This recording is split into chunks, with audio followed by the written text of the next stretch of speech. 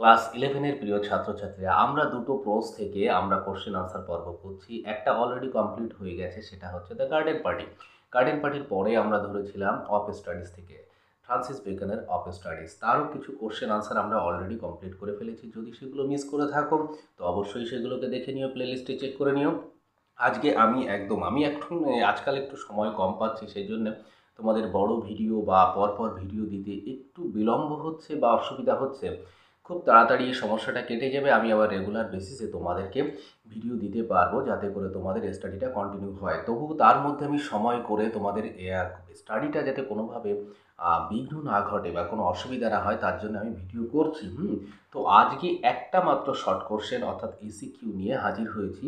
এটা আশা করি তোমাদের ভালো লাগবে এবং খুবই ভালো। আমরা অফ স্টাডিজ থেকে যেমন করে পড়ছি, অর্থাৎ কোশ্চেনের পাশাপাশি টেক্সটটাকেও একবার দেখে নিচ্ছি, যাতে আমাদের গ্রাউন্ডটা সলিড হয়। হ্যাঁ, তো আজকের কোশ্চেনটা হচ্ছে অ্যাকর্ডিং টু বেকানের মত অনুসারে what should be the aim of reading. What should B কি হবে, এইম মানে কি লক্ষ্য, তাই তো, অফ রিডিংয়ের লক্ষ্যটা কি হওয়া উচিত বা কি হবে, সেইটা অ্যাকর্ডিং টু বেকানের মত অনুসারে কি, সেটা আমাদেরকে বলতে হবে। অথবা দিয়ে এই কোশ্চেনটা অন্যভাবেও আসতে পারে, according to Bacon what should be the objectives of reading. Objectives কি, অর্থাৎ রিডিংয়ের অবজেক্টিভস কি, সেইগুলো আমাদেরকে বলতে হবে। তো কোশ্চেন আনসার পর্বে যাওয়ার আগে একদম কোশ্চেনটা আমরা দেখে নিলাম। আনসার পর্বে যাওয়ার আগে আমরা একবার টেক্সটে কোথা থেকে এই কোশ্চেনটা অ্যারাইজ করেছে সেটাকে একবার দেখে নিই। দেখো আছে, আমরা যেখানে গতদিন শেষ করেছিলাম সেখানে ছিল ওন বাই অবজারভেশন, লাস্ট যে ফ্রেজটা ছিল সেরকম, তাই তো।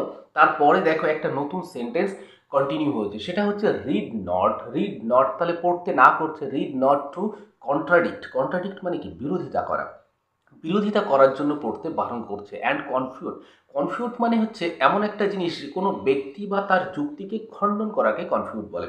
অর্থাৎ এই দুটো উদ্দেশ্যে পড়তে বারণ করছে হলো। তারপরে বলছে নর টু বিলিভ, নর মানে না, জানি আমরা নাইদার নর এইসব টসব দিয়ে হয়, তাই তো, এখানে নর দেওয়া হচ্ছে। নর টু বিলিভ মানে বিশ্বাস না করতে, কি বিশ্বাস, nor to believe and take for granted. তাহলে যে রিডিংটা করছো, অর্থাৎ বইতে যা লেখা আছে, আমাদের অনেকেরই ধারণা আছে টিভিতে যা দেখায়, খবরের কাগজে যা দেখায় আর কি, যা আমরা শো করে যা পড়ি, সেগুলোকে গ্রান্টেড সত্য হিসেবে ধরে নিই বা সেগুলোই শেষ কথা এরকমভাবে ধরে নিই, সেইটা করতে বারণ করছে। কি বলছে, নট টু বিলিভ বিশ্বাস না করতে, অ্যান্ড টেক ফর গ্রান্টেড স্বীকৃত সত্য, যেটা নিয়ে কোনো কোশ্চেন অ্যারাইজ করবে না, এইভাবেই সত্য হিসেবে ধরে নেওয়ার কোনো কারণ নেই, সেটাকেও তিনি বারণ করছেন। নট টু ফাইন্ড টক অর্থাৎ কথা বলার জন্য, ফাইন্ড টক অর্থাৎ কনভারসেশনের জন্য আমরা রিডিং করব, অর্থাৎ আমরা কনভারসেশনের ম্যাটেরিয়ালস পাওয়ার জন্য যে রিডিং করবো সেটাও তিনি বারণ করছেন। অ্যান্ড ডিসকোর্সেস মানে কোনো বিজনেস বা কোনো কাজকর্ম, সেটাকে আমরা কন্টিনিউ করার জন্য বা চালিয়ে নিয়ে যাওয়ার জন্য আমরা রিডিং করব, এটাকে তিনি বারণ করছেন। বলছেন না, এগুলোর জন্য তুমি পড়ো না। তাহলে কিসের জন্য পড়বো, বাট অর্থাৎ এইমটা কি, এইবার বলছে, অর্থাৎ কি উদ্দেশ্যে আমরা পড়বো। বাট টু ওয়ে মানে কি ওজন করা তো আমরা ওজন অ্যাকচুয়ালি কি ভ্যালু, তার মূল্য নির্ধারণ করার জন্য, বাট টু ওয়ে করার জন্য, অ্যান্ড কনসিডার বিবেচনা করার জন্য, অর্থাৎ তার গুরুত্ব কতটা, তার মূল্য কতটা, সেইটা আমরা খুঁজে পাবো রিডিং থেকে। অর্থাৎ সেই উদ্দেশ্যে আমরা রিড করব, পড়বো কি উদ্দেশ্যে বোঝা গেছে। এবার কোশ্চেনটা নিশ্চয়ই ধরতে পেরেছো যে ওই যে অ্যাকর্ডিং টু বেকানের মত অনুসারে what should be the objectives of রিডিংয়ের অবজেক্টিভস কি হবে, সেইটা তিনি জানতে চেয়েছেন। এবার সরাসরি তাহলে কোশ্চেন আনসার পর্বে চলে যাই। আনসারটাই কি আছে দেখো, বেকান সাজেস্ট মানে কি প্রস্তাব করাকে সাজেস্ট করা বলা হয়, তাই তো। সাজেস্টের সঙ্গে এস যোগ করা আছে, থার্ড পারসন সিঙ্গুলার নাম্বারের জন্য প্রেজেন্ট ইনডেফিনাইট টেন্সে আমরা এটাকে ইউজ করছি বা লিখছি।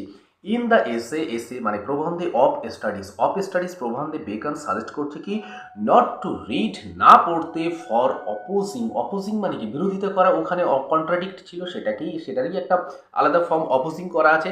অপোজিং অর চ্যালেঞ্জিং, কাউকে চ্যালেঞ্জ না করার জন্য পড়তে বলছে। এনি আইডিয়া মানে কোনো আইডিয়া বা ধারণা, প্রিন্টেড ইন দ্য বুক যেটা বুকে লেখা আছে বা বইতে লেখা আছে, সেইগুলোর জন্য রিড করার কোনো প্রয়োজন নেই বা দরকার নেই, সেটা হচ্ছে বেকানের সাজেশন। তারপরে দিস শুড নট এটা হবে না, বি দ্য এইম এই লক্ষ্যটা হবে না, কি অর অবজেক্টিভস এই অবজেক্টিভস হবে না অফ রিডিং, অর্থাৎ this should not be the aim or objectives of aim, অর্থাৎ এইমে দিস মানে এইগুলি, তাহলে এইগুলি অবশ্যই অর্থাৎ অপোজিশন করার জন্য হতে পারে অথবা চ্যালেঞ্জিং করার জন্য হতে পারে, এইগুলোর জন্য অর্থাৎ এই লক্ষ্য নিয়ে আমরা কোনো রিডিং করব না। তারপরে রাদার বরং কি বলছে, বেকন অ্যাডভাইস করছে, অ্যাডভাইস মানে উপদেশ করছে, নাইদার টু বিলিভ, না বিলিভ করতে, বিশ্বাস করতে, নর টু অ্যাকসেপ্ট, গ্রহণ করতে, প্রিন্টেড ম্যাটার্স মানে কি জানি আমরা, প্রিন্টেড যে ম্যাটার্স থাকে, বিষয়বস্তু থাকে, ব্লাইন্ডলি অন্ধভাবে সেগুলোকে অ্যাকসেপ্ট করতে বা গ্রান্ট হিসাবে, স্বীকৃত হিসাবে ধরে নেওয়ার কোনো কারণ নেই। বাট ফর টেকিং, তাদেরকে টেকিং নিতে বলছে, দেম তাদেরকে টু জাজ মানে বিচার করা, আমরা আগেই জেনেছি, অ্যান্ড থিঙ্ক মানে ভাবনা চিন্তা করা, about the value of the content impartially, ভ্যালুটা কি অর্থাৎ তার ভ্যালু বা মূল্যটা কি সেটাকে ইম্পার্শিয়ালি নিরপেক্ষভাবে বিচার বিবেচনা করতে বলছেন। এইটাই হচ্ছে বেকনের মত। তো এই ছিল আজকে আমাদের একটা এসিকিউ, খুবই ইম্পর্টেন্ট, তোমরা বুঝতে পারছো, খুব গুরুত্বপূর্ণ একটা লাইন থেকে এটা তুলে দেওয়া হয়েছে। যদি ওখানে লাইনগুলো বুঝতে পারো, এখানে কোশ্চেন আনসার করতেও কোনো অসুবিধা হওয়ার কথা নয়। আর প্রেজেন্ট ইনডেফিনাইট টেন্সে ইউজ করা এবং সেন্টেন্স সাজানো লেখা খুবই সহজ। আশা করি তোমাদের বুঝতে কোথাও অসুবিধা হবে না। খুব তাড়াতাড়ি আমি একটা ডেসক্রিপটিভ কোশ্চেন নিয়ে তোমাদের সামনে আসছি, আনসারটাও খুব সুন্দর হবে। এরপরেই একটা ডেসক্রিপটিভ কোশ্চেন আসছে, তোমরা তৈরি থাকো। ভালো থাকো সবাই।